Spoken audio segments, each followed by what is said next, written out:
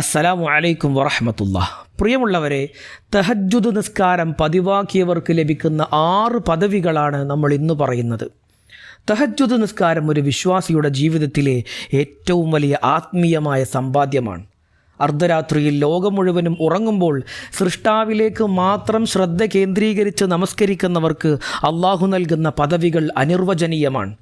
രാത്രിയുടെ നിശബ്ദതയിൽ അള്ളാഹുവിനോട് സംവദിക്കാൻ ലഭിക്കുന്ന ഏറ്റവും ഉത്തമമായ മാർഗമാണ് തഹജ്ജുദ് നിസ്കാരം. പ്രവാചകൻ സല്ലല്ലാഹു അലൈഹി വസല്ലം തൻ്റെ ജീവിതത്തിൽ ഒരിക്കലും മുടങ്ങാതെ അനുഷ്ഠിച്ചിരുന്ന ഈ നിസ്കാരം ഒരു വിശ്വാസിയെ അള്ളാഹുവിലേക്ക് എത്രത്തോളം അടുപ്പിക്കുന്നുവെന്ന് വിശുദ്ധ ഖുർആനും തിരുസുന്നത്തും വ്യക്തമായി പഠിപ്പിച്ചു തരുന്നുണ്ട്. കേവലം ഒരു ആരാധന എന്നതിലുപരി ഹൃദയത്തെ ശുദ്ധീകരിക്കാനും ജീവിതത്തിൽ അള്ളാഹുവിൻ്റെ സഹായം എപ്പോഴും കൂടെയുണ്ടെന്നുറപ്പുവരുത്താനുമുള്ള ഏറ്റവും വലിയ ആയുധമാണ് തഹജ്ജുദ് നിസ്കാരം. ഈ നിസ്കാരം പതിവാക്കിയവരുടെ 6 പദവികളിൽ ഒന്നാമത്തത് ദുആക്കുത്തരം ലഭിക്കുന്നവരായിത്തീരുമെന്നതാണ്. രാത്രിയുടെ അവസാനത്തെ 1/3 അള്ളാഹു 1-ാം ആകാശത്തേക്ക് ഇറങ്ങി വരികയും ആരാണെന്നോട് പ്രാർത്ഥിക്കുവാനുള്ളത് ഞാൻ അവന് ഉത്തരം നൽകാം എന്ന് അള്ളാഹു പറയുകയും ചെയ്യും. ഈ സമയത്ത് കൈകൾ ഉയർത്തി പ്രാർത്ഥിക്കുന്നവരുടെ ദുആ അള്ളാഹു ഒരിക്കലും തള്ളിക്കളയുകയില്ല. ജീവിതത്തിലെ പ്രയാസങ്ങൾ, രോഗങ്ങൾ, കടബാധ്യതകൾ എന്നിവയ്ക്കുള്ള ഉത്തമമായ പരിഹാരമാണ് തഹജ്ജുദിന് ശേഷമുള്ള പ്രാർത്ഥന. 2, മഖാമും മഹ്മൂദ് ലഭിക്കുന്നവരാണ്. വിശുദ്ധ ഖുർആനിൽ അല്ലാഹു സുബ്ഹാനഹു വ തആല പറയുന്നുണ്ട്, രാത്രിയിൽ തഹജ്ജുദ് നിസ്കരിക്കുക, ഇത് നിനക്കധികമായുള്ളതാണ് എന്ന്. നിന്റെ രക്ഷിതാവ് നിന്നെ മഖാമും മഹ്മൂദ് എന്ന ഉന്നതമായ പദവിയിൽ ഉയർത്തിയേക്കാം. ഇത് പരലോകത്ത് നബി സല്ലല്ലാഹു അലൈഹി വസല്ലമ തങ്ങൾക്ക് ലഭിക്കുന്ന സ്ഥാനമാണെങ്കിലും തഹജ്ജുദ് ശീലമാക്കുന്ന ഓരോ വിശ്വാസിക്കും അള്ളാഹുവിൻ്റെ പ്രത്യേക പരിഗണനയും ഉന്നതമായ പദവിയും ലഭിക്കുമെന്നതിന് ഉത്തമമായ തെളിവാണ്. 3, മുഖത്ത് പ്രകാശമുള്ളവരാകും.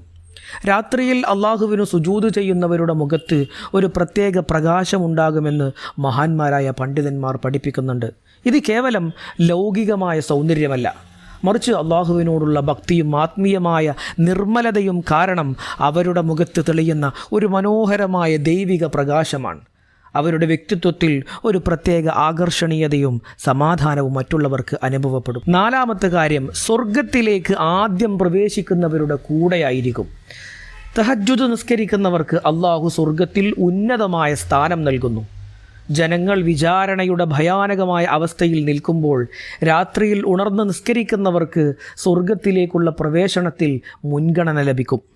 അള്ളാഹുവിൻ്റെ സ്നേഹഭാജനങ്ങളായ അവർ അവിടുത്തെ പ്രത്യേക അനുഗ്രഹങ്ങൾ അനുഭവിച്ചറിയുന്നവരായിരിക്കും. 5-മത്തെ കാര്യം, അള്ളാഹുവിൻ്റെ പ്രത്യേകമായ സാമീപ്യം ലഭിക്കുന്നവരാണ്. മനുഷ്യർ അള്ളാഹുവുമായി ഏറ്റവും അടുത്ത് നിൽക്കുന്ന സമയം അത് സുജൂദിലായിരിക്കുമ്പോഴാണ്.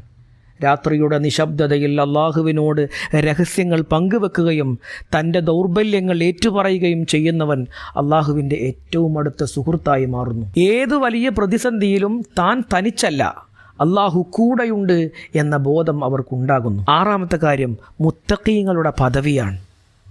രാത്രിയിൽ കുറച്ച് സമയം മാത്രം ഉറങ്ങുകയും ബാക്കി സമയം ഇബാദത്തുകൾക്കായി ചിലവഴിക്കുകയും ചെയ്യുന്നവർ എന്നാണ് വിശുദ്ധ ഖുർആൻ മുത്തഖീങ്ങളെക്കുറിച്ച് വിശേഷിപ്പിക്കുന്നത്.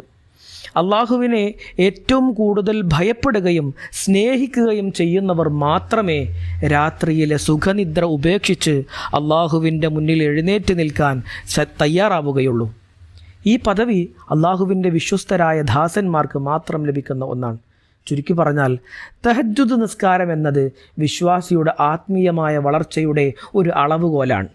ഒരു മനുഷ്യൻ്റെ മനസ്സിനെ ശാന്തമാക്കാനും ജീവിതത്തിൽ വലിയ വിജയങ്ങൾ കൈവരിക്കാനും പരലോകത്ത് ശാശ്വതമായ സൗഭാഗ്യം നേടിയെടുക്കാനും തഹജ്ജുദിനേക്കാൾ വലിയൊരു വഴിയുണ്ടോ എന്ന കാര്യം സംശയമാണ്. കഠിനമായ ജീവിത സാഹചര്യങ്ങളിൽ പതറാതെ നിൽക്കാൻ ഈ നിസ്കാരം ശീലമാക്കുന്നവരുടെ മനസ്സിന് വല്ലാത്തൊരു ശക്തിയായിരിക്കും.